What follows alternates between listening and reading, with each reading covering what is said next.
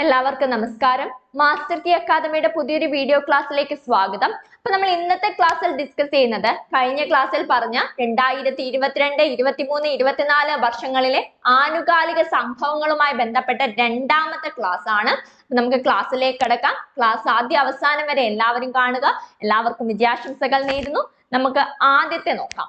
2022, 23, 24 വർഷങ്ങളിലെ പ്രധാന പദ്ധതികളാണ് പറയുന്നത്. 2022, 23, 24 വർഷങ്ങളിൽ നടന്ന പ്രധാനപ്പെട്ട പദ്ധതികൾ.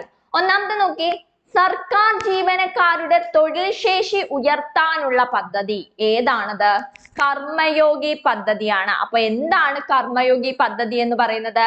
സർക്കാർ ജീവനക്കാരുടെ തൊഴിൽ ശേഷി ഉയർത്താനുള്ള പദ്ധതിയാണ് കർമ്മയോഗി പദ്ധതി. കർമ്മയോഗി പദ്ധതി അവരുടെ തൊഴിൽ ശേഷി ഉയർത്താനുള്ള പദ്ധതി. ആരുടെയാ? സർക്കാർ ജീവനക്കാരുടെ തൊഴിൽ ശേഷി ഉയർത്താനുള്ള പദ്ധതി കർമ്മയോഗി പദ്ധതി. പഠിച്ചേ.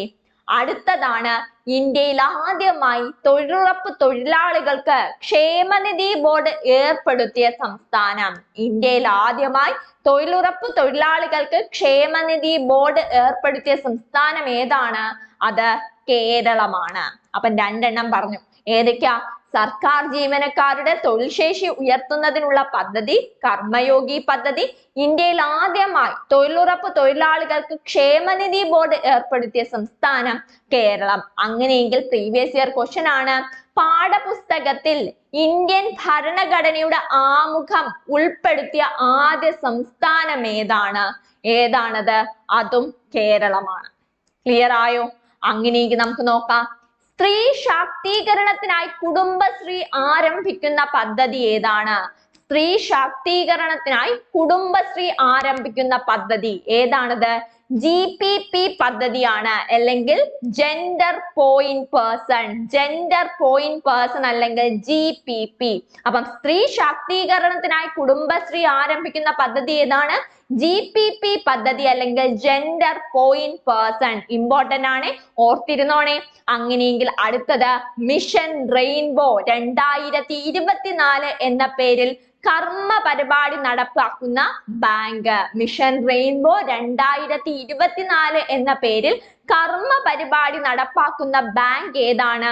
കേരള ബാങ്ക് ആണ്. എങ്കിൽ കേരള ബാങ്കിലെ നിലവിലെ CEO ആരാണ്? ജ്യോതി M ചാക്കോ ആണ്. ജ്യോതി M ചാക്കോ ആണ് കേരള ബാങ്കിന്റെ നിലവിലെ CEO. മിഷൻ റെയിൻബോ 2024 എന്ന പേരിൽ കർമ്മ പരിപാടി നടപ്പാക്കുന്ന ബാങ്ക് കേരള ബാങ്ക്. ക്ലിയർ ആയി? അങ്ങനെയെങ്കിൽ ലക്ഷ്മി ജലവൈദ്യുത പദ്ധതി നിലവിൽ വരുന്ന ജില്ല ഏതാണ്? ലക്ഷ്മി ജലവൈദ്യുത പദ്ധതി നിലവിൽ വരുന്ന ജില്ല ഇടുക്കി ജില്ലയിലാണ്. അപ്പം ലക്ഷ്മി ജലവൈദ്യുത പദ്ധതി നിലവിൽ വരുന്ന ജില്ല ഏതാണ്? ഇടുക്കി ജില്ലയാണ്. 240 മെഗാവാട്ടിന്റെ ജലവൈദ്യുത പദ്ധതിയാണ് ലക്ഷ്മി ജലവൈദ്യുത പദ്ധതി എന്ന് പറയുന്നത്. അപ്പം ലക്ഷ്മി ജലവൈദ്യുത പദ്ധതി 240 മെഗാവാട്ട് എവിടെയാണ് നിലവിൽ വരുന്നത്? ഇടുക്കിയിലാണ് നിലവിൽ വരുന്നത്. അങ്ങനെയെങ്കിൽ കേരള സർക്കാരിന്റെ ടെലിമെഡിസിൻ പദ്ധതി. കേരള സർക്കാരിന്റെ ടെലിമെഡിസിൻ പദ്ധതി ഏതാണ്? ഈ സഞ്ജീവനി. ഈ സഞ്ജീവനി കേരള സർക്കാരിന്റെ ടെലിമെഡിസിൻ പദ്ധതി. ടെലിമെഡിസിൻ പദ്ധതി ഈ സഞ്ജീവനി. ടെലിമെഡിസിൻ ഈ സഞ്ജീവനി പദ്ധതി. ക്ലിയർ ആയോ? അപ്പൊ 2023, 24 വർഷങ്ങളിലെ 2022, 23, 24 വർഷങ്ങളിലെ പ്രധാനപ്പെട്ട പദ്ധതികളാണ് നമ്മൾ പറഞ്ഞത്. അങ്ങനെയെങ്കിൽ ആദ്യമായി ചന്ദ്രന്റെ HD അറ്റ്ലസ് പുറത്തിറക്കിയ രാജ്യം ഏതാണ്?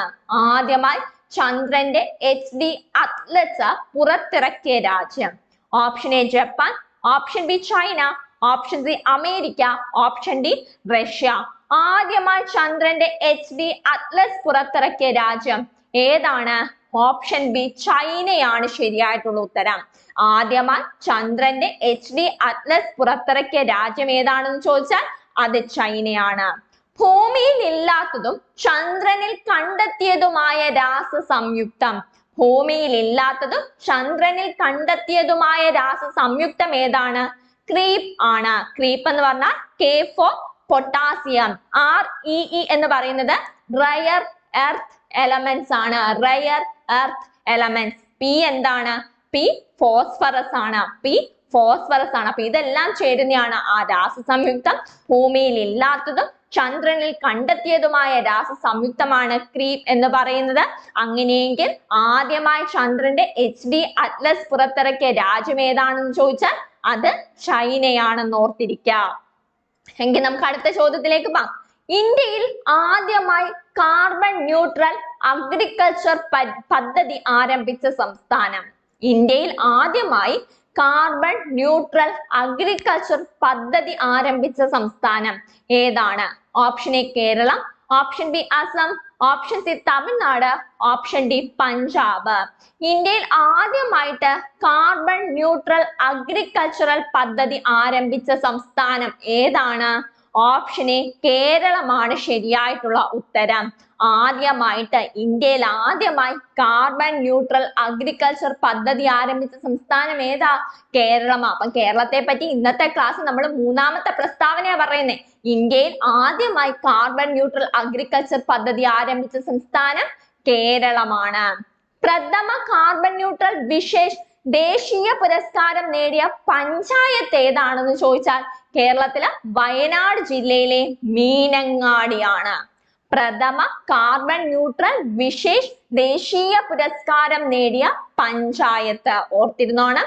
പ്രഥമ കാർബൺ ന്യൂട്രൽ വിശേഷ് ദേശീയ പുരസ്കാരം നേടിയ പഞ്ചായത്ത് വയനാട് ജില്ലയിലെ മീനങ്ങാടിയാണ്. വയനാട് ജില്ലയിലെ മീനങ്ങാടി.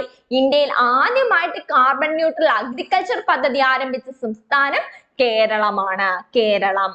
അങ്ങനെയെങ്കിൽ നമുക്ക് US open tennis 2023 US open ടെന്നീസിനെ പറ്റി ഒന്ന് നോക്കാം. നോക്കിയേ, US ഓപ്പൺ ടെന്നീസ് 2023 പുരുഷ സിംഗിൾസ് ജേതാവ് ആരാണെന്ന് ചോദിച്ചാൽ സെർബിയ രാജ്യക്കാരനായ നൊവാക് ജോക്കോവിച്ച് ആണ്. US ഓപ്പൺ ടെന്നീസിലെ പുരുഷ സിംഗിൾസ് ജേതാവ് ആരാണ്? നൊവാക് ജോക്കോവിച്ച്. നൊവാക് ജോക്കോവിച്ച് ആണ്. റഷ്യയുടെ ഡാനിയൽ മെദ്വദേവിനെ പരാജയപ്പെടുത്തിയാണ് നൊവാക് ജോക്കോവിച്ച് വിജയി ആയത്. അപ്പം ആരെയാണ് പരാജയപ്പെടുത്തിയത്? റഷ്യയുടെ ഡാനിയൽ മെദ്വദേവിനെ പരാജയപ്പെടുത്തിയാണ് ജേതാവായത്. അങ്ങനെയെങ്കിൽ US ഓപ്പൺ ടെന്നീസ് 2023 വനിതാ സിംഗിൾസ് ജേതാവ് ആരാണ്? കോക്കോ ഗൂഫ് ആണ്. അമേരിക്കൻ രാജ്യക്കാരിയായ കോക്കോ ഗൂഫ് ആണ് വനിതാ സിംഗിൾസ് ജേതാവ് എന്ന് പറയുന്നത്. കോക്കോ ഗൂഫിന്റെ ആദ്യ കിരീടമാണിത്. ബെലാറസിന്റെ ആര്യാന സെബലങ്കയെ പരാജയപ്പെടുത്തിയാണ് കോക്കോ ഗൂഫ് ജേതാവായത്. ക്ലിയർ ആയോ? അപ്പൊ US ഓപ്പൺ ടെന്നീസ് 2023 കാര്യമാണ് പറയുന്നത്. പുരുഷ സിംഗിൾസ് ജേതാവ് ആരാണ്? സെർബിയ രാജ്യക്കാരനായ നൊവാക് ജോക്കോവിച്ച് ആണ്. ആരെയാണ് പരാജയപ്പെടുത്തിയത്? റഷ്യയുടെ ഡാനിയൽ മെദ്വദേവിനെയാണ് പരാജയപ്പെടുത്തിയത്. അടുത്ത US ഓപ്പൺ ടെന്നീസ് വനിതാ സിംഗിൾസ് ജേതാവ് ആരാണ്? കോക്കോ ഗൂഫ് ആണ്. അമേരിക്കൻ രാജ്യക്കാരിയാണ്. ഈ കോക്കോ ഗൂഫിന്റെ ആദ്യ കിരീടമാണിത്. കോക്കോ ഗൂഫ് ആരെയാണ് പരാജയപ്പെടുത്തിയത്? ബെലാറസിന്റെ ആര്യാന സെബലങ്കയാണ് പരാജയപ്പെടുത്തിയത്. ക്ലിയർ ആയോ? അപ്പൊ US ഓപ്പൺ ടെന്നീസ് 2023 ക്ലിയർ ആയല്ലോ. അങ്ങനെയെങ്കിൽ നമുക്ക് അടുത്തതിലേക്ക് കിടക്കാം. ഇന്ത്യയിൽ ഭൂകമ്പ മുന്നറിയിപ്പ് ആരംഭിക്കാൻ പോകുന്ന കമ്പനി. ഇന്ത്യയിൽ ഭൂകമ്പ മുന്നറിയിപ്പ് ആരംഭിക്കാൻ പോകുന്ന കമ്പനി ഏതാണ്? Option A Google, option B Meta, option C space X, option D Microsoft. ഇന്ത്യയിൽ ഭൂകമ്പ മുന്നറിയിപ്പ് ആരംഭിക്കാൻ പോകുന്ന പദ്ധതി. അതിനു മുമ്പ് നമ്മൾ കഴിഞ്ഞ ക്ലാസ്സിൽ ഒരു ക്വസ്റ്റ്യൻ ഡിസ്കസ് ചെയ്തിരുന്നു. ഈ ഭൂചലനങ്ങൾ, തുടർച്ചയായ ഭൂചലനങ്ങൾ കാരണം 2023 നവംബറിൽ അടിയന്തരാവസ്ഥ പ്രഖ്യാപിച്ച രാജ്യം ഓർമ്മയുണ്ടോ? എന്തായിരുന്നു നമ്മൾ ചോദിച്ചത്? തുടർച്ചയായ ഭൂകമ്പ ചലനങ്ങൾ കാരണം 2023 നവംബറിൽ അടിയന്തരാവസ്ഥ പ്രഖ്യാപിച്ച രാജ്യം ഏതായിരുന്നു നമ്മൾ പറഞ്ഞേ? ഐസ്ലൻഡ് അല്ലെ? ഏതായിരുന്നു നമ്മൾ പറഞ്ഞേ? ഐസ്ലൻഡ് ആയിരുന്നു ഉത്തരം. ഏതായിരുന്നു? ഐസ്ലൻഡ് ആയിരുന്നു അന്നത്തെ അതിന്റെ ഉത്തരം. അപ്പൊ ഇവിടെ നമ്മളോട് ചോദിച്ചേക്കുന്നേ, ഇന്ത്യയിൽ ഭൂകമ്പ മുന്നറിയിപ്പ് ആരംഭിക്കാൻ പോകുന്ന കമ്പനി ഏതാണ്? Option A Google, option B Meta, option C space X, option D Microsoft. ഏതാണ് ശരിയായിട്ടുള്ള ഉത്തരം? ഓപ്ഷൻ എ ഗൂഗിൾ ആണ് ശരിയായിട്ടുള്ള ഉത്തരം. ഇന്ത്യയിൽ ഭൂകമ്പ മുന്നറിയിപ്പ് ആരംഭിക്കാൻ പോകുന്ന കമ്പനി ഏതാണ്? ഗൂഗിൾ ആണ്. ഇന്ത്യയിൽ ഭൂകമ്പ മുന്നറിയിപ്പ് ആരംഭിക്കാൻ പോകുന്ന കമ്പനി ഏതാണ്? ഗൂഗിൾ ആണ്. ഗൂഗിൾ എന്തിന്റെ സഹായത്തോടെയാണ് അല്ലെങ്കിൽ ആരുമായി സഹകരിച്ചാണ് ഇത് നടത്തുന്നതെന്ന് ചോദിച്ചാൽ ആരുമായിട്ടാണ്? നാഷണൽ ഡിസാസ്റ്റർ മാനേജ്മെന്റും നാഷണൽ സെന്റർ ഫോർ സീസ്മോളജിയും കൂടി ചേർന്നാണ് ഈ ഒരു ആപ്പ് നിർമ്മിക്കാൻ പോകുന്നത്. അപ്പം ഇന്ത്യയിൽ ഭൂകമ്പ മുന്നറിയിപ്പ് ആരംഭിക്കാൻ പോകുന്ന കമ്പനി ഗൂഗിൾ ആണ്. ആരുടെ സഹായത്തോടെയാണ്? നാഷണൽ ഡിസാസ്റ്റർ മാനേജ്മെന്റും നാഷണൽ സെന്റർ ഫോർ സീസ്മോളജിയും ചേർന്നാണ് ഇത് നടത്തുന്നത്. ക്ലിയർ ആയോ? അങ്ങനെയെങ്കിൽ നമുക്ക് അടുത്തതിലേക്ക് കടക്കാം. കൃത്രിം. അടുത്തതാണ് കൃത്രിം. എന്താണ് കൃത്രിം എന്ന് പറയുന്നത്? ചാറ്റ് ജിപിടിക്ക് ബദലായുള്ള ഇന്ത്യൻ ചാറ്റ് ബോട്ട് ആണ് കൃത്രിം എന്ന് പറയുന്നത്. എന്താണ് GPT എന്ന് പറയുന്നത്? Generative pre trained transformation. Generative pre trained transformation ആണ് GPT എന്ന് പറയുന്നത്. ഈ ചാറ്റ് GPTക്ക് പകരം അതിന് ബദലായുള്ള ഇന്ത്യൻ ചാറ്റ് ബോട്ട് ആണ് കൃത്രിം എന്ന് പറയുന്നത്. കൃത്രിം വികസിപ്പിച്ചത് ആരാണ്? ഓല കമ്പനിയാണ്. കൃത്രിം വികസിപ്പിച്ച കമ്പനി ചോദിച്ചു കഴിഞ്ഞാൽ ഓല കമ്പനിയാണ്. രാജ്യത്തെ ആദ്യ ബഹുഭാഷാ നിർമ്മിത ബുദ്ധി പ്ലാറ്റ്ഫോം കൃത്രിമാണ്. ഇമ്പോർട്ടന്റ് ആണ്, ഓർത്തിരിക്കുക. രാജ്യത്തെ ആദ്യ ബഹുഭാഷാ നിർമ്മിത ബുദ്ധി പ്ലാറ്റ്ഫോം ആണ് ഏത്? കൃത്രിം എന്ന് പറയുന്നത്. കൃത്രിം നിർമ്മിച്ച അല്ലെങ്കിൽ വികസിപ്പിച്ച കമ്പനി ഓല കമ്പനിയാണ്. ഇത് ചാറ്റ് GPTക്ക് പകരം ഇന്ത്യൻ ചാറ്റ് ബോട്ട് ആണ് കൃത്രിം എന്ന് പറയുന്നത്. ഇനി കൃത്രിം ഫൗണ്ടറും ഓല കമ്പനി CEO-യുമായ വ്യക്തി ആരാണെന്ന് ചോദിച്ചാൽ അത് ഭവേഷ് അഗർവാൾ ആണ്. ഭവേഷ് അഗർവാൾ. കൃത്രിം ഫൗണ്ടർ ആരാണ്? ഭവേഷ് അഗർവാൾ ആണ്. ഭവേഷ് അഗർവാൾ. അപ്പൊ കൃത്രിം എന്താണെന്ന് പഠിച്ചോ? എന്താണ് കൃത്രിം? ചാറ്റ് GPTക്ക് ബദലായുള്ള ഇന്ത്യൻ ചാറ്റ് ബോട്ട് ആണിത്. കൃത്രിം വികസിപ്പിച്ചെടുത്ത കമ്പനി ഓല കമ്പനി. ഫൗണ്ടർ ആരാണ്? ഭവേഷ് അഗർവാൾ ആണ്. രാജ്യത്തെ ആദ്യ ബഹുഭാഷാ നിർമ്മിത ബുദ്ധി പ്ലാറ്റ്ഫോം ആണ് ഇത് കൃത്രിം എന്ന് പറയുന്നത്. ക്ലിയർ ആയല്ലോ? അങ്ങനെയെങ്കിൽ നമുക്ക് അടുത്ത ചോദ്യത്തിലേക്ക് കടക്കാം. 2024 ഹുക്ക ബാറുകൾ നിരോധിക്കാൻ ബില്ല് പാസാക്കിയ സംസ്ഥാന നിയമസഭ. 2024 ഹുക്ക ബാറുകൾ നിരോധിക്കാൻ വേണ്ടി ബില്ല് പാസാക്കിയ സംസ്ഥാന നിയമസഭ ഏതാണ്? Option A Himachal Pradesh, option B Haryana, option C Sikkim, option D Uttarakhand. 2024 ഹുക്ക ബാറുകൾ നിരോധിക്കാൻ ബില്ല് പാസാക്കിയ സംസ്ഥാന നിയമസഭ ഏതാണ്? ഓപ്ഷൻ ബി ഹരിയാനയാണ് ശരിയായിട്ടുള്ള ഉത്തരം. ഹരിയാന. ഇത് എന്നാണ് ഈ ബില്ല് പാസ്സായതെന്ന് അറിയാമോ? എന്നാണ്? 2024 ഫെബ്രുവരി 26-നാണ്. 2024 ഫെബ്രുവരി 26-നാണ് ഈ ബില്ല് പാസ്സായത്. എന്നാൽ ഇത് പ്രഖ്യാപിച്ചത് അവിടുത്തെ മുൻ മുഖ്യമന്ത്രിയായിരുന്ന മനോഹർ ലാൽ ഖട്ടർ ഇത് പ്രഖ്യാപിച്ചത് എന്നാണെന്ന് അറിയാമോ? 2023 സെപ്റ്റംബർ 1-നാണ്. അപ്പം ഈ ബില്ല് പാസ്സായത് 2024 ഫെബ്രുവരി 26-നാണ്.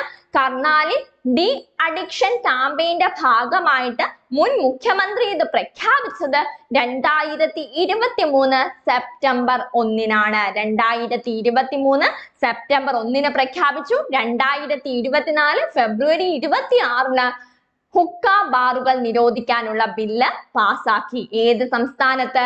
ഹരിയാനയില്. ക്ലിയർ ആയോ ഇത്രയും കാര്യങ്ങള്? അങ്ങനെയെങ്കിൽ നമുക്ക് അടുത്ത ചോദ്യത്തിലേക്ക് പോകാം.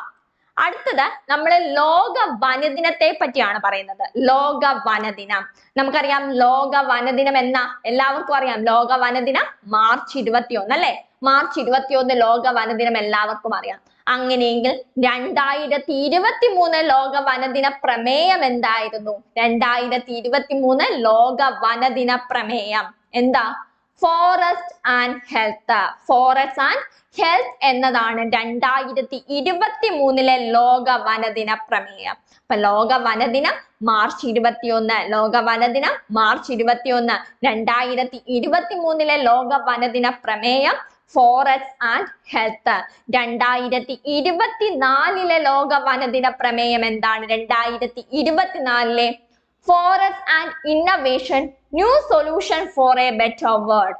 Forest and innovation new solution for A better world എന്നതാണ് 2024 ലോക വനദിന പ്രമേയം.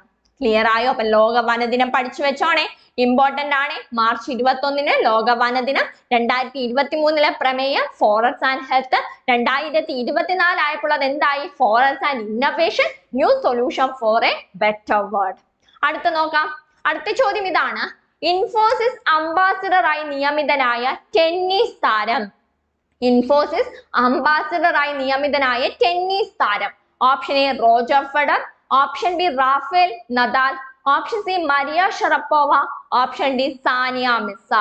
ഇൻഫോസിസ് അംബാസിഡറായി നിയമിതനായ ടെന്നീസ് താരം ആരാണ്? അപ്പം നമുക്ക് ഇങ്ങനെ ചോദ്യം വരാം. താഴെ തന്നിരിക്കുന്നവയിൽ ഒരാളുടെ പേര് തന്നിട്ട് ഇപ്പം റോജർ ഫെഡറർ ഏത് കായിക ഇനവുമായി ബന്ധപ്പെട്ടിരിക്കുന്നു, അങ്ങനെ ഒരു ചോദ്യം വരാം. അതും ഇതിൽ നിന്ന് അങ്ങ് പഠിച്ചോണം. അപ്പൊ ഇൻഫോസിസ് അംബാസിഡറായി നിയമിതനായ ടെന്നീസ് താരം ആരാണ്? റാഫേൽ നദാൽ ആണ് അല്ലെ. ഓപ്ഷൻ ബി റാഫേൽ നദാൽ ആണ് ഇൻഫോസിസ് അംബാസിഡറായി നിയമിതനായ ടെന്നീസ് താരം. അപ്പൊ റാഫേൽ നദാൽ ഏത് കായിക ഇനവുമായി ബന്ധപ്പെട്ടിരിക്കുന്നു? ടെന്നീസുമായി ബന്ധപ്പെട്ടിരിക്കുന്നു. റാഫേൽ നദാൽ ടെന്നീസുമായി ബന്ധപ്പെട്ടിരിക്കുന്നു. ഇൻഫോസിസ് അംബാസിഡറായി നിയമിതനായ ടെന്നീസ് താരമാണ് റാഫേൽ നദാൽ. ഇൻഫോസിസ് സ്ഥാപിതമായത് ഏത് വർഷമാ? 1981 ഇൻഫോസിസ് സ്ഥാപിതമായത് 1981. ഇത് രൂപീകരിച്ചത് അല്ലെങ്കിൽ ഇതിന്റെ സ്ഥാപകൻ ആരാണ്? NR നാരായണമൂർത്തിയാണ്. ഇൻഫോസിസ് സ്ഥാപിതമായത് 1981. ഇൻഫോസിസിന്റെ സ്ഥാപകൻ NR നാരായണമൂർത്തി. NR നാരായണമൂർത്തി. നിലവിലെ ചെയർമാൻ ആരാണ്? നന്ദൻ നിലേക്കനിയാണ്. നന്ദൻ നിലേക്കനി നിലവിലെ ചെയർമാൻ നന്ദൻ നിലേക്കനി. നിലവിലെ CEO ആരാണ്? സലിൻ പരേഖ് ആണ്. സലിൻ പരേഖ്. നിലവിലെ CEO ആരാണ്? സലിൻ പരേഖ് ആണ്. സലിൻ പരേഖ്. ക്ലിയർ ആയോ? അങ്ങനെയെങ്കിൽ നമുക്ക് അടുത്തതിലേക്ക് പോകാം. അടുത്ത ചോദ്യം, 2023 ജെൻഡർ ഗ്യാപ്പ് ഇൻഡെക്സിൽ ഇന്ത്യയുടെ സ്ഥാനം.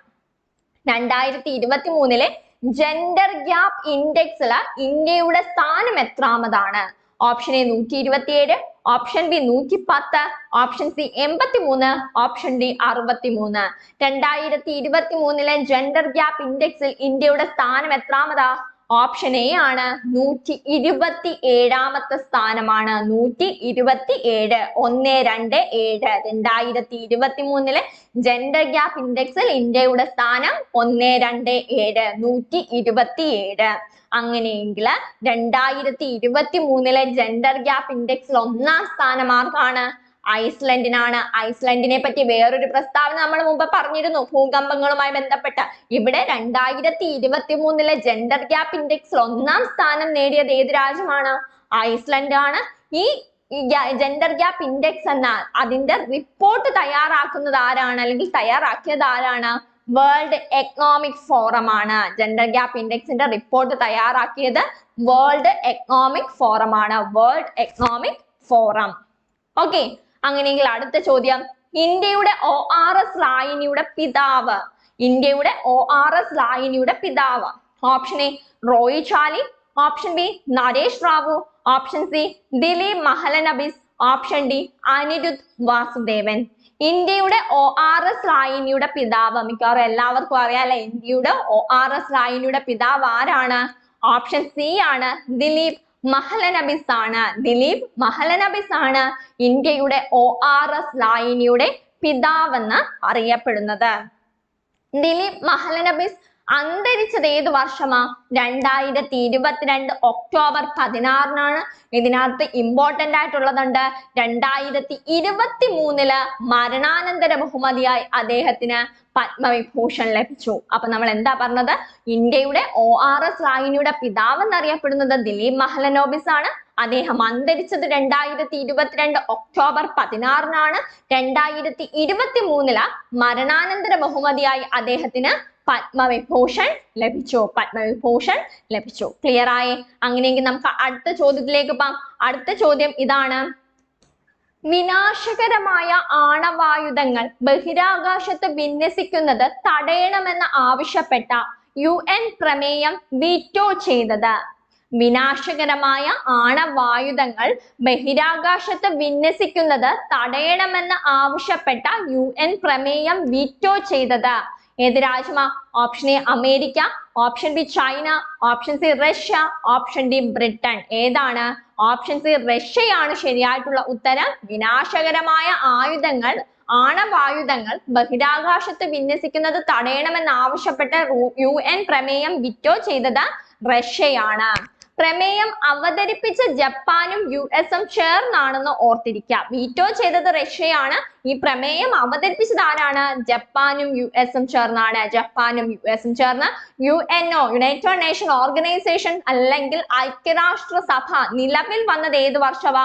1945 ഒക്ടോബർ 24-നാണ് ഐക്യരാഷ്ട്രസഭ നിലവിൽ വന്നത്. 1945 ഒക്ടോബർ 24-ന് ഈ ഒരു പ്രമേയം അവതരിപ്പിച്ചത് ആരാണ്? ജപ്പാനും US-ഉം ചേർന്നാണ്. വീറ്റോ ചെയ്തത് റഷ്യയാണ്. ക്ലിയർ ആയോ? അങ്ങനെയെങ്കിൽ അടുത്ത ചോദ്യം: കടലാസു വിദ്യ എന്ന കവിത രചിച്ചത്? Option A K Sreekumar, option B Ganesh Puthur, option C NG Unnikrishnan, option D Rajalakshmi. നമുക്കറിയാം ഉണ്ണികളാണല്ലേ കടലാസ് കൊണ്ട് വള്ളങ്ങൾ ഉണ്ടാക്കുന്നത്. ആരാണ് കടലാസ് വിദ്യ രചിച്ചത്? അപ്പോൾ ആരാണ്?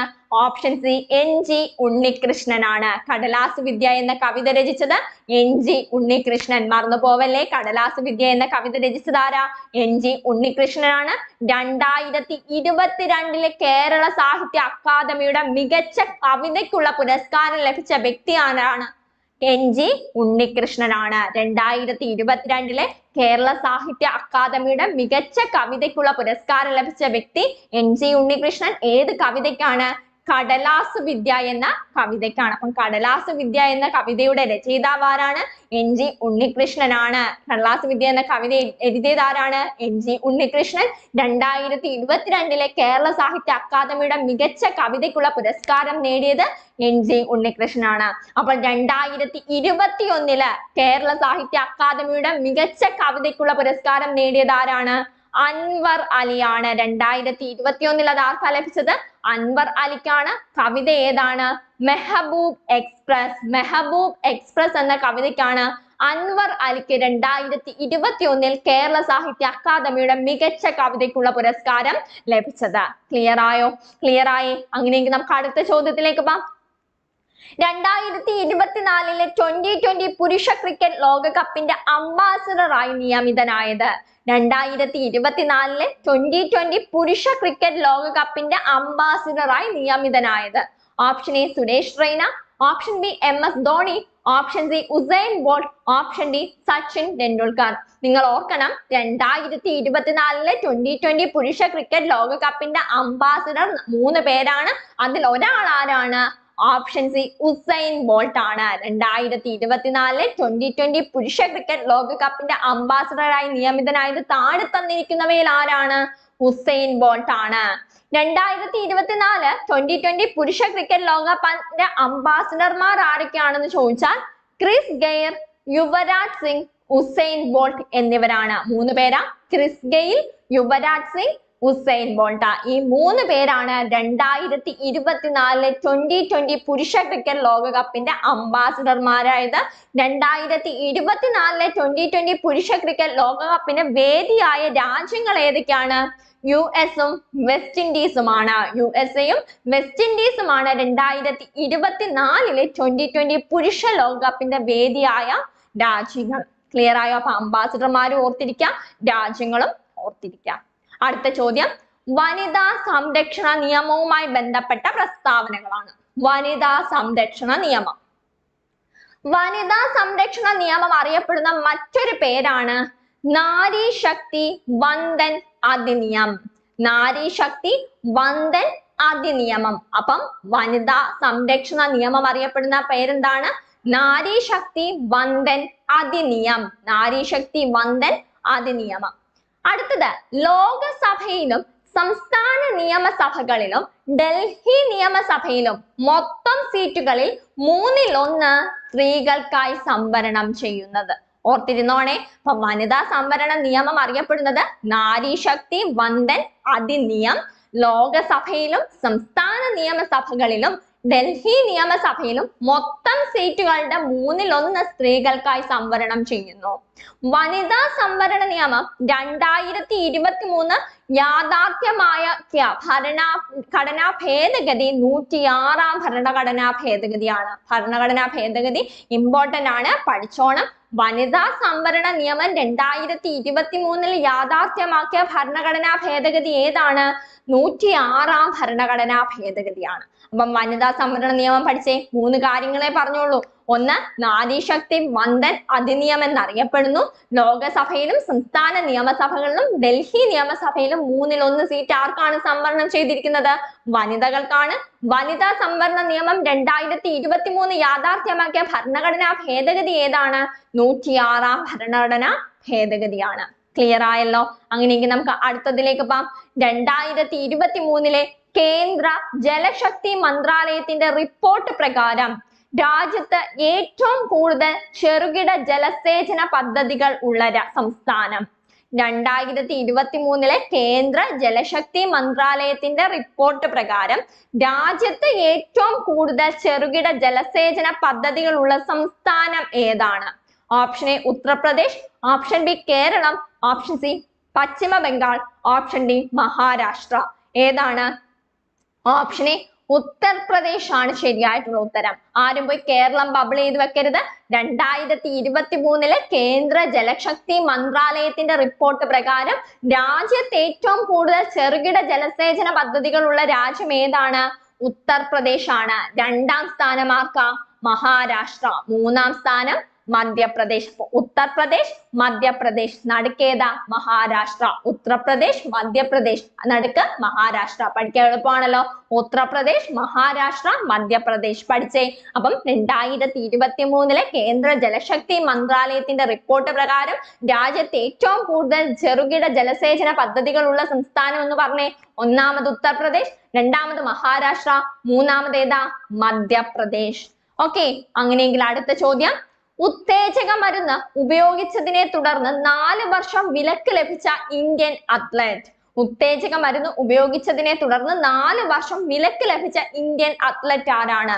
Option A Dutee Chand, option B Vinesh Phogat, option C Hima Das, option D Bula Chowdhury. ഉത്തേജക മരുന്ന് ഉപയോഗിച്ചതിനെ തുടർന്ന് 4 വർഷം വിലക്ക് ലഭിച്ച ഇന്ത്യൻ അത്ലറ്റ് ആരാ? ഓപ്ഷൻ എ ദ്യുതി ചന്ദ് ആണ്. ദ്യുതി ചന്ദ് 100 മീറ്റർ ഓട്ടത്തിലെ അത്ലറ്റ് ആണ് ദ്യുതി ചന്ദ്. ഇന്ത്യയില് ഉത്തേജക മരുന്ന് പരിശോധന നടത്തുന്നത് ആരാണ്? NADA ആണ്, അല്ലെങ്കിൽ നാഷണൽ ആന്റി ഡോപ്പിംഗ് ഏജൻസി ആണ്. ഇന്ത്യയിൽ ഉത്തേജക മരുന്ന് പരിശോധന നടത്തുന്നത് NADA ആണ്. നാഷണൽ ആന്റി ഡോപ്പിംഗ് ഏജൻസി ആണ്. NADA അല്ലെങ്കിൽ നാഷണൽ ആന്റി ഡോപ്പിംഗ് ഏജൻസി നിലവിൽ വന്നത് ഏത് വർഷമാ? 2005 നവംബർ 24-നാണ്. 2005 നവംബർ 24-നാണ് NADA നിലവിൽ വന്നത്. ഓക്കെ ആണല്ലോ? അങ്ങനെയെങ്കിൽ അടുത്തതിലേക്ക് പോകാം. അടുത്തത്, ഏത് രാജ്യത്തെ സുപ്രീം കോടതി ജഡ്ജിയായ ആദ്യ വനിതയാണ് ആയിഷ മാലിക്? ഏത് രാജ്യത്തെ സുപ്രീം കോടതി ജഡ്ജിയായ ആദ്യ വനിതയാണ് Ayesha Malik? Option A Afghanistan, option B Pakistan, option C India, option D Indonesia. ഏത് രാജ്യത്തെ സുപ്രീം കോടതി ജഡ്ജിയായ ആദ്യ വനിതയാണ് ആയിഷ മാലിക്? ഏതാണ്? ഓപ്ഷൻ ബി പാകിസ്ഥാൻ ആണ് അല്ലെ? എല്ലാവർക്കും അറിയാം. ഏത് രാജ്യത്തെ സുപ്രീം കോടതി ജഡ്ജിയായ ആദ്യ വനിതയാണ് ആയിഷ മാലിക്? പാകിസ്ഥാനിലാണ്. പാകിസ്ഥാൻ. നിലവിലെ പാകിസ്ഥാൻ പ്രസിഡന്റ് ആരാണ്? ആസിഫ് അലി സർദാരിയാണ്. നിലവിലെ പാകിസ്ഥാൻ പ്രസിഡന്റ് ആസിഫ് അലി സർദാരിയാണ്. നിലവിലെ പാകിസ്ഥാൻ പ്രധാനമന്ത്രി ഷെഹാബ് ഷാരിഫാണ്. ഷാരിഫാണ് നിലവിലെ പാകിസ്ഥാൻ പ്രധാനമന്ത്രി. പ്രസിഡന്റ് ആസിഫ് അലി സർദാരിയാണ്. ഇവിടെ ചോദിച്ചിരിക്കുന്നത് ഏത് രാജ്യത്തെ സുപ്രീം കോടതി ജഡ്ജിയായ ആദ്യ വനിതയാണ് ആയിഷ മാലിക്? പാകിസ്ഥാനിലാണ്. പാകിസ്ഥാനിലെ സുപ്രീം കോടതി ജഡ്ജിയായ ആദ്യ വനിതയാണ് ആയിഷ മാലിക്. ഓക്കെ, അടുത്ത ചോദ്യം, ട്രാൻസ്ജെൻഡർമാർ നായിക നായകന്മാരായി വേഷമിടുന്ന ആദ്യ മലയാള സിനിമ. ട്രാൻസ്ജെൻഡർമാർ നായിക നായകന്മാരായി വേഷമിടുന്ന ആദ്യ മലയാള സിനിമ. ഓപ്ഷൻ എ സമന്വയ, ഓപ്ഷൻ ബി മഴവിൽ, ഓപ്ഷൻ സി നീതി, ഓപ്ഷൻ ഡി മാരിവില്ല്. ഓടിപ്പോയി ഏത് കറപ്പിക്കരുത്, മഴവില്ലും മാരിവില്ലും ഒന്നും കറപ്പിക്കരുത്. കാരണം ട്രാൻസ്ജെൻഡേഴ്സുമായി ബന്ധപ്പെട്ടുകൊണ്ടുള്ള അവരുടെ സംരക്ഷണ പദ്ധതികളാണ് ഇത് രണ്ടും. എന്നാൽ ആ മലയാള സിനിമ, ആദ്യ മലയാള സിനിമ ഏതാണ്? ഓപ്ഷൻ സി നീതിയാണ്. ഏതാണ്? നീതി. അപ്പം ട്രാൻസ്ജെൻഡർമാരായി നായിക നായകന്മാരായി വേഷമിടുന്ന ആദ്യ മലയാള സിനിമ ഏതാണ്? നീതി. നീതി. നീതി എന്ന സിനിമ സംവിധാനം ചെയ്യുന്നത് ജെസ്സിയാണ്. നായകനായി അഭിനയിക്കുന്നത് ബിനോയ് ആണ്. നായികയായി അഭിനയിക്കുന്നത് ആരാണ്? രമ്യ രമേശ് ആണ്. അപ്പം നീതി എന്ന സിനിമ സംവിധാനം ചെയ്യുന്നത് ജെസ്സി, നായകൻ ബിനോയ്, നായിക രമ്യ രമേശ്. ക്ലിയർ ആയോ? അങ്ങനെയെങ്കിൽ അടുത്തതിലേക്ക് കടക്കാം. ആദ്യത്തെ ആഗോള മഞ്ഞൾ സമ്മേളനം 2023 സെപ്റ്റംബർ 27 നടന്നതെവിടെ? ആദ്യത്തെ ആഗോള മഞ്ഞൾ സമ്മേളനം 2023 സെപ്റ്റംബർ 27 നടന്നത്. Option A Mumbai, option B New Delhi, option C Indore, option D Bengaluru. ഏതാണ് ആദ്യത്തെ ആഗോള മഞ്ഞൾ സമ്മേളനം 2023 സെപ്റ്റംബർ 27 നടന്നത്? എവിടെയാ? ഓപ്ഷൻ എ മുംബൈയിലാണ്. എവിടെയാണ്? മുംബൈയിലാണ്. മഞ്ഞളിന്റെ ഉൽപാദനം, വിതരണം, വിപണനം, അന്താരാഷ്ട്ര വ്യാപാരം എന്നിവയിൽ ഊന്നൽ നൽകിക്കൊണ്ടാണ് ഈ ഒരു സംഭവം ആഗോള മഞ്ഞൾ സമ്മേളനം നടക്കുന്നത്. അപ്പൊ ആഗോള മഞ്ഞൾ സമ്മേളനം എന്തിനാണ് ഊന്നൽ നൽകുന്നത്? മഞ്ഞളിന്റെ ഉൽപാദനം, വിപണനം, അന്താരാഷ്ട്ര വ്യാപാരം എന്നിവയിൽ ഊന്നൽ നൽകിയാണ്. ഇതിന്റെ ആദ്യ സമ്മേളനം നടന്നത് എവിടെയാണ്? മുംബൈയിലാണ്. ഏത് വർഷമാണ്? 2023 സെപ്റ്റംബർ 27 2023 സെപ്റ്റംബർ 27 അങ്ങനെയെങ്കിൽ നമുക്ക് അടുത്തത് ലൂണ 25. ലൂണ 25 പറ്റി ഒന്ന് നോക്കാം. എന്താണ് ലൂണ 25 എന്ന് പറയുന്നത്? 2023 പരാജയപ്പെട്ട റഷ്യയുടെ ചാന്ദ്ര ദൗത്യമാണ് ലൂണ 25. 2023 പരാജയപ്പെട്ട റഷ്യയുടെ ചാന്ദ്ര ദൗത്യം ഏതാണ്? ലൂണ 25 ചന്ദ്രന്റെ ദക്ഷിണ ധ്രുവത്തിൽ സോഫ്റ്റ് ലാൻഡ് ചെയ്യുക എന്നതായിരുന്നു ലൂണ 25 ലക്ഷ്യം. ചന്ദ്രന്റെ ദക്ഷിണ ധ്രുവത്തില് സോഫ്റ്റ് ലാൻഡ് ചെയ്യുക എന്നതായിരുന്നു ലൂണ 25 ലക്ഷ്യം. ചന്ദ്രന്റെ ദക്ഷിണ ധ്രുവത്തിൽ സോഫ്റ്റ് ലാൻഡ് ചെയ്യുന്ന ആദ്യ രാജ്യം ഏതാണ്? അത് ഇന്ത്യയാണ്. അപ്പൊ ഈ രണ്ട് കാര്യങ്ങളൊന്ന് ഓർത്തിരിക്കുക. ലൂണ 25 2023 പരാജയപ്പെട്ട റഷ്യയുടെ ചാന്ദ്ര ദൗത്യമാണ് ലൂണ 25. ചന്ദ്രന്റെ ദക്ഷിണ ധ്രുവത്തിൽ സോഫ്റ്റ് ലാൻഡ് ചെയ്യുക എന്നതായിരുന്നു ലൂണ 25 ലക്ഷ്യം. ഇനി ചന്ദ്രന്റെ ദക്ഷിണ ധ്രുവത്തിൽ സോഫ്റ്റ് ലാൻഡ് ചെയ്യുന്ന ആദ്യ രാജ്യം ഏതാണ്? ഇന്ത്യയാണ്. ഇന്ത്യയാണ്. അപ്പൊ ശിവശക്തി പോയിന്റ് എന്തായിരുന്നു? ശിവശക്തി പോയിന്റ് ഇന്ത്യയുടെ മൂന്നാമത്തെ ചാന്ദ്ര ദൗത്യമായ ചാന്ദ്രയാൻ 3 സോഫ്റ്റ് ലാൻഡ് ചെയ്ത ആ ഒരു പോയിന്റ് ആണ് ശിവശക്തി പോയിന്റ് എന്നറിയപ്പെടുന്നത്. ശിവശക്തി പോയിന്റ്. ഇതിന്റെ കൂടെ ഒന്ന് ഓർത്തിരുന്നോണേ. ശിവശക്തി പോയിന്റ്. ശിവശക്തി പോയിന്റ്. ഇവിടെ ചന്ദ്രന്റെ ദക്ഷിണ ധ്രുവത്തിൽ സോഫ്റ്റ് ലാൻഡ് ചെയ്യുന്ന ആദ്യ രാജ്യം ഏതാണ്? ഇന്ത്യയാണ്. ചന്ദ്രന്റെ ഉപരിതലത്തിൽ സോഫ്റ്റ് ലാൻഡ് ചെയ്യുന്ന 4ാമത്തെ രാജ്യം ഏതാണ്? അത് ഇന്ത്യയാണ്. അപ്പൊ ചന്ദ്രന്റെ ദക്ഷിണ ധ്രുവത്തിൽ സോഫ്റ്റ് ലാൻഡ് ചെയ്യുന്ന ആദ്യ രാജ്യം ഇന്ത്യയാണ്. എന്നാൽ ചന്ദ്രന്റെ ഉപരിതലത്തിൽ സോഫ്റ്റ് ലാൻഡ് ചെയ്യുന്ന ആദ്യ രാജ്യമാണോ ഇന്ത്യ? അല്ല, 4ാമത്തെ രാജ്യമാണ്. ആദ്യത്തെ രാജ്യം ഏതാ? USSR ആണ്. രണ്ടാമത്തത് USA ആണ്. മൂന്നാമത്തത് ചൈന. 4ാമതാണ് ഇന്ത്യ ചന്ദ്രന്റെ ഉപരിതലത്തിൽ സോഫ്റ്റ് ലാൻഡ് ചെയ്യുന്നത്. എന്നാൽ ദക്ഷിണ ധ്രുവത്തിൽ സോഫ്റ്റ് ലാൻഡ് ചെയ്യുന്ന ആദ്യ രാജ്യം ഏതാണ്? അത് ഇന്ത്യയാണ്. ക്ലിയർ ആയോ? ക്ലിയർ ആയോ? അപ്പൊ ലൂണ 25 ആരുടെ ചാന്ദ്ര ദൗത്യമായിരുന്നു? റഷ്യയുടെ ചാന്ദ്ര ദൗത്യമായിരുന്നു. എന്തായിരുന്നു അതിന്റെ ലക്ഷ്യം? ചന്ദ്രന്റെ ദക്ഷിണ ധ്രുവത്തിൽ സോഫ്റ്റ് ലാൻഡ് ചെയ്യുക എന്നതായിരുന്നു ഇതിന്റെ ലക്ഷ്യം എന്ന് പറയുന്നത്. ക്ലിയർ ആയ ഇത്രയും കാര്യങ്ങളാണ്. അപ്പം നമുക്ക് ഇന്നത്തെ ക്ലാസ്സിൽ ഇത്രയും കാര്യങ്ങളാണ് ഡിസ്കസ് ചെയ്യാനുള്ളത്. എല്ലാവരും നന്നായി പഠിക്കുക. All the best. Thank you.